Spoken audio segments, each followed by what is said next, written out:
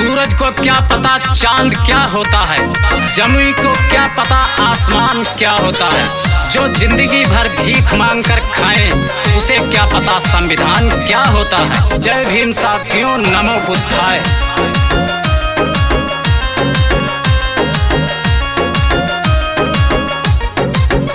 बड़ी दम्बाई भीम के कलमिया में, बड़ी दम्बाई, बड़ी दम्बाई भीम के कलमिया में, बड़ी दम्बाई। मछली म्यूजिक रिकॉर्डिंग स्टूडियो विक्रमजोर।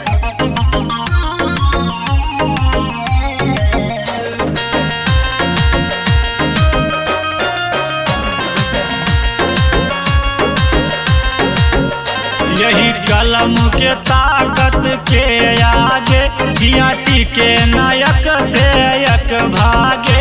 बड़ी दम्बाई भगाए अंग्रेज अपन कुर्सी उठाए। बड़ी दम्बाई, बड़ी दम्बाई भीम के कलमिया में, बड़ी दम्बाई, बड़ी दम्बाई भीम के कलमिया में, बड़ी दम्बाई।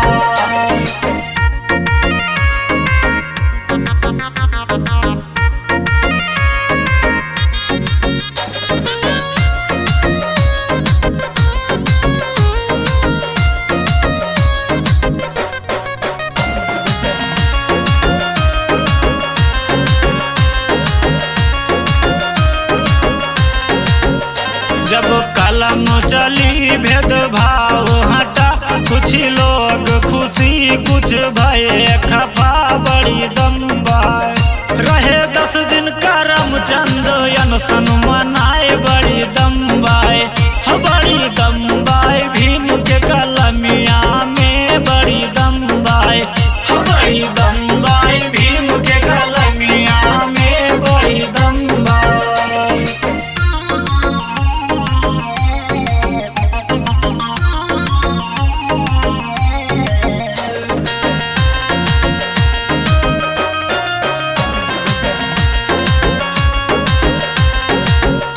यही कलम से दुनिया चलती है, भूख